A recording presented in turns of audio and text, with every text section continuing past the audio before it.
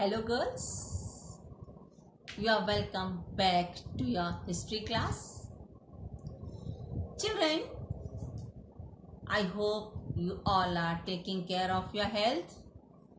Yes? Okay. So let's start our session 2 today.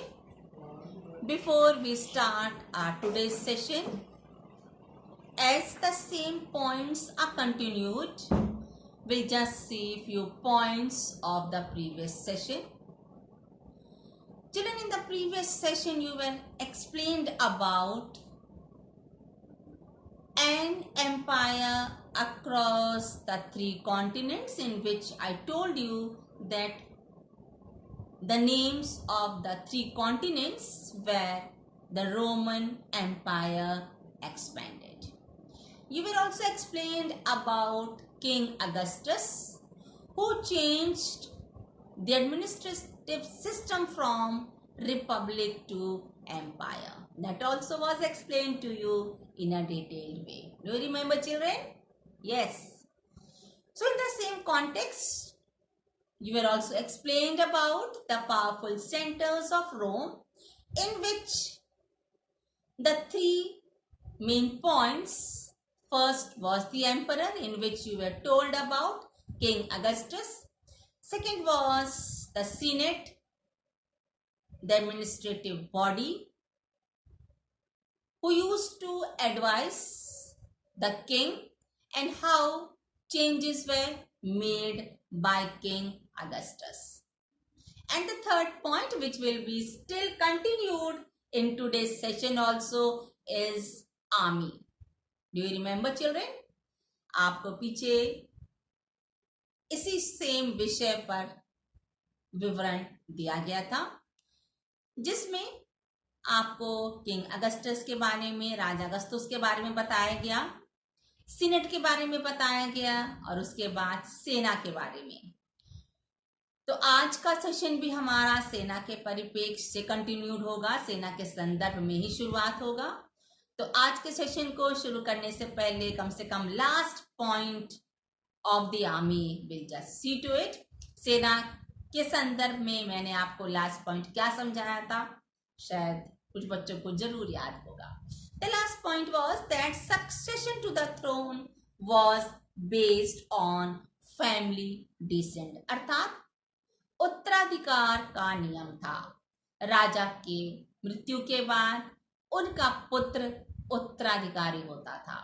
यदि राजा का अपना पुत्र नहीं है तो उनका दत्तक पुत्र राजगद्दी संभालता था। Means the adopted son used to be the heir of the throne, as you were told about king Augustus that he too was the adopted son of Julius Caesar. And to the adopted son also, the army used to be very faithful. As you just heard, that King Augustus had control over the army, control over the Senate, which shows that the army cooperated with the higher. अर्थात न केवल राजा बल्कि उनके पुत्र ना होने के बाद वह जिस बच्चे को गोद लेते थे अपने उत्तराधिकारी के रूप में, सेना उनके साथ भी वही विश्वसनीयता रखती थी, जिसके बारे में आपने किंग अगस्तुस के बारे में सुना, जो जूलियस सीजर के दत्तक पुत्र थे, कि किस प्रकार सेना के सहयोग से उन्होंने साम्राज्य और शांति सुव्यवस्था बनाए रखी। So let us continue to the same point, powerful centres of Rome. The third point is army. Children, in the first 2 centuries means the first 200 years from the time Augustus established the concept of principate, means he declared himself principate, means he himself was the power, अर्थात वह स्वयं ही शक्ति था, अर्थात केंद्रीय शक्ति राजा के हाथ में निहित थे. So at that time, children, external wars were less. कहा जाता है कि उस समय राजा अगस्तुस के काल में बाह्य आक्रमण कम होते थे. अब होता ऐसा क्यों था? क्योंकि साम्राज्य का इतना अधिक विकास हो चुका था, रोमन साम्राज्य सभी डायरेक्शंस में इतना अधिक फैल चुका था कि अब साम्राज्य के और विस्तार की कहीं भी कोई गुंजाइश नहीं थी। हालांकि साम्राज्य विस्तार में रक्तपात हुआ, कई और तरीके से भी साम्राज्य का विस्तार हुआ। आप जानते हैं सिकंदर महान के बारे में, जिन्होंने अपने साम्राज्य का विस्तार अपने योद्धा, अपनी कूटनीति, अपनी सेनापति की जो उनमें जो क्षमता थी, एक वीर योद्धा थे, उसके बदौलत उन्होंने राज्य का विस्तार किया। So there was no choice of thinking, means ऐसा कुछ बात सोचने को बचा ही नहीं कि और साम्राज्य के विस्तार की आवश्यकता है। Means already Roman Empire was established in the vast area about which you have heard in the previous session. So the rule of King Augustus was known as the Age of Peace. इसीलिए king Augustus का शासनकाल शांति का शासनकाल कहा जाता है। Means early emperors, they were the, you can say that early empire, that time there were three pillars. The first is the emperor, means the king was the pivot of the empire. तो केंद्र के जो तीन pillars थे, खंबे आप जिसे कह सकते हैं, जो मुख्य शक्ति जहां निहित थी, पहला राजा था, जो राजा ही सत्ता की धुरी था। जैसे कि एग्जाम्पल अगर आपने, if you have seen the potter's wheel, so in that potter's wheel there is only a wheel on which he does the work. Means from this point only the rotation is done. The center is here, means the king, and all the other things were around him. So was the power of emperor. Am I clear? ठीक है, कुमार के चाक को कभी देखा? इसी एक धुरी पर पूरा चाक घूमता है और काम होता है। जो बर्तन वो बनाना चाहता है, इसी एक धुरी पर उस चाक को घुमाकर बना लेता है। तो राजा भी वही धुरी था जिसके चारों ओर पूरी जो भी उनकी एडमिनिस्ट्रेटिव बॉडी थी घूमती थी, अर्थात उनके निर्णय के अनुसार उनके जो भी डिसीजन होते थे उससे वह काम करती थी। Then the second was aristocracy, about which you were told in the previous session, the Senate, which was consisted of the elite class, the landlord, the merchants, अर्थात जो सीनेट थी वह कुलीन वर्ग से बनी थी। व्यापारी, बड़े बड़े भूमि होल्डर्स, जिनके पास अधिक भूमि थी, जो भूमिपति थे, ये सभी इस सीनेट के मेंबर्स होते थे। Clear? And then next is the army, about which we are still continuing from the last session. तीसरा था सेना, जिसके बारे में आपने काफी वर्णन बीते सेशन में सुना है और आज भी उसी कंटिन्यूशन में आप कुछ पॉइंट्स सुन रहे हैं। So these were the three pillars of Roman Empire. So children, after Augustus, King Augustus, Tiberius became the ruler. अर्थात किंग अगस्टस की मृत्यु के बाद आप लिख सकती हैं पॉइंट, टेबेरियस शासक बना। And according to him, he wanted to rule directly, means administration was centralized, अर्थात साम्राज्य पर प्रत्यक्ष रूप में शासन व्यवस्था स्थापित हो। Means which was not a very easy task at that time, because at that time technology was not established, communication and transportation also was not so advanced.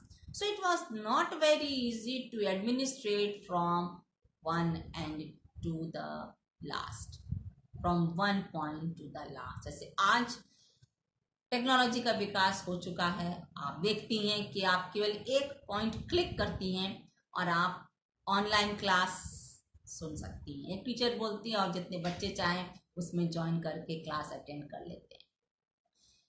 ठीक है, लेकिन उस समय ऐसी व्यवस्था नहीं थी कि हमने यहाँ बोला, राजा ने बोला और पूरी जनता उसको आसानी से सुन सके. So at that time the system was not as advanced as we have. So what was done to centralize the administration or how the direct rule was implemented, अर्थात उस परिस्थिति में सैकड़ों वर्षों पहले आखिर कैसे प्रत्यक्ष रूप में शासन होगा, शासकों के द्वारा क्या प्रयास किए गए. Means they wanted gradual extension of direct rule, अर्थात सम्राट का पूरे रोम पर प्रत्यक्ष रूप में शासन करने के लिए उन्होंने क्या किया. Now the point is the people were divided into 2 points, you can say in 2 divisions was done. 2 भागों में बांटा गया. In which the first is dependent kingdom, means the kingdom who depended on Roman Empire. ऐसे छिटपुट राज्य जो शासन करने के लिए जिन्हें आजादी थी, लेकिन वे केंद्रीय सत्ता उनके हाथ में नहीं थी. And the second was provincial territories, means the cities, how they were administered. So just we'll see about the first point, dependent kingdom. ऐसे कौन से क्षेत्र थे, क्यों थे, कैसे एडमिनिस्ट्रेट होते थे, जहां राजा के अंडर में वो काम करते थे, अर्थात केंद्रीय शक्ति राजा के हाथ में थी, लेकिन कुछ अधिकार उन्हें दिए गए थे. It means the local kingdoms that were clients of Rome, means the small provinces where the petty rulers who used to depend on Roman emperor, अर्थात छोटे छोटे राज्य जहां के शासकों को शासन करने की स्वतंत्रता थी, लेकिन डिसीजन और रेगुलेशन जो था वो केंद्रीय शक्ति अर्थात राजा के हाथ में था. And one more thing, that they were supposed to share the economy and army to the emperor at the time of need. ध्यान रखिएगा कि उन छटपट राजाओं को, छोटे छोटे स्थानों के राजाओं को शासन करने की आजादी थी, लेकिन केंद्रीय शक्ति राजा के हाथ में होती थी. साथ ही साथ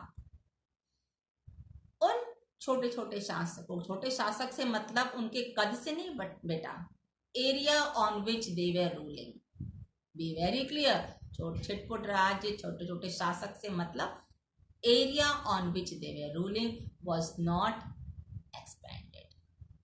छोटे छोटे क्षेत्र थे जहां का वह प्रतिनिधित्व करते. सो उनको इस शासन करने की जो स्वतंत्रता थी, उन्हें अर्थव्यवस्था के संबंध में और सेना के संबंध में जब भी राजा को आवश्यकता होती थी, उन्हें अपना योगदान देना पड़ता था.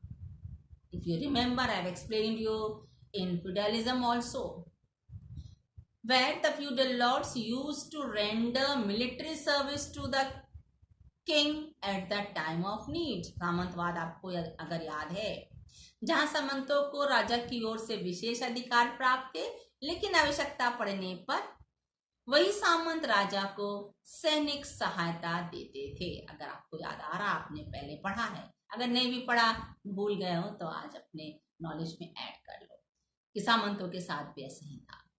जो विशेष अधिकार उन्हें मिले थे, उसके बदले वे राजा को आवश्यकता पड़ने पर सैनिक सहायता देते थे. इट मीन्स, अर्थात स्पष्ट है कि स्थानीय राजा रोमन सम्राट के क्लाइंट के रूप में काम करता था. अधिकार उसे दिया गया था, लेकिन नियंत्रण किसका स्थापित था? राजा का. And in which children the Near East of Rome had such states which were depending on Roman empire. means chiefly the Roman provinces of Syria, Palestine, and Mediterranean. Means these were the places who were in the hands of the king. They were ruling, but they were under the control of the central authority, means the emperor. अर्थात इन स्थानों के जो भी प्रतिनिधि होते थे वो शासन तो करते थे, लेकिन अधिकार उन्हें राजा की ओर से ही दिया गया था, अर्थात उन पर राजा का, सम्राट का पूरा नियंत्रण होता था. Clear? And when we spoke about the provincial territory, children. So children, except of Italy, all the territories of the empire were organized into provinces subject to taxation. अर्थात रोम की सत्ता का आरंभ इटली से था, अर्थात केंद्रीय शक्ति इटली में थी, जहां बैठकर शासन व्यवस्था राजा संचालित करता था. You can say that it was the center of power, and we can say it was like a capital also, which you will be explained in the coming sessions. So it is said that other territories were supposed to give tax to Roman Empire, which was the source of the revenue of the state. Means other territories except Italy were supposed to pay the tax to the emperor. अर्थात ये जो अलग दूसरे जो राज्य थे, प्रांत थे, छोटे छोटे जो प्रांत थे, इन्हें राजा को कर देना पड़ता था, और वह कर राज्य के आय का साधन था. It was a source of income for the state. So children, in 2nd century the Roman empire stretch at its peak. अर्थात 2री शताब्दी में रोमन एम्पायर का, रोमन साम्राज्य का काफी विकास हो चुका था, एक्सपेंशन हो चुका था, विशाल साम्राज्य स्थापित था बेटा.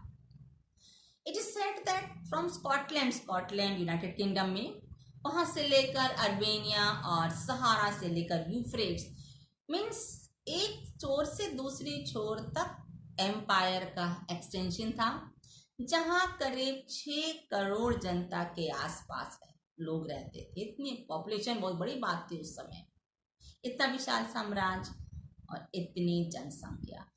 सो that time children, the government was not as we have, means that government was not formed in the modern sense. Be very clear with the word modern sense. Modern sense means children that now as we have the government where the state governments are responsible towards their responsibilities under the central government.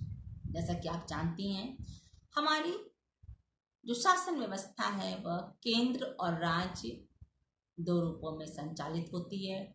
सभी राज्य के अपने अपने विधायिका हैं, और वे सभी केंद्र शासन के प्रति भी उत्तरदायी होते हैं, अर्थात वह केंद्र के खिलाफ काम नहीं करते. अर्थात केंद्र के द्वारा दिए गए इंस्ट्रक्शंस को हर राज्य को मानना पड़ता है, जिसका विवरण आपने सिविक्स में पढ़ा होगा. द लिस्ट, अलग अलग सूचियां हैं, संघ सूची, राज्य सूची, संवर्ती सूची, क्लास 10th में पढ़ा है. Different list, union list, state list, you remember, concurrent list, residuary pass, in which the rights are divided accordingly from the constitution, where there are limitations in which central government is more powerful.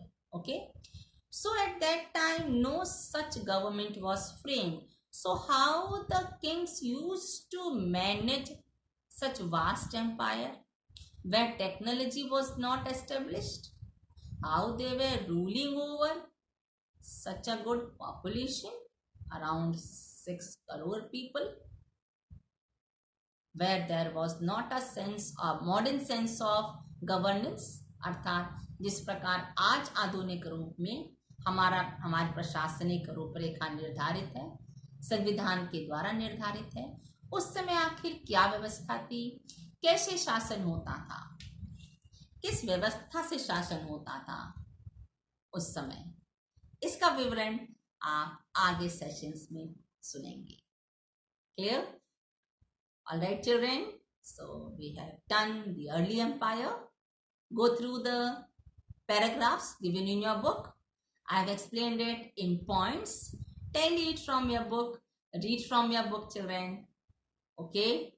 Thank you, children. God bless you.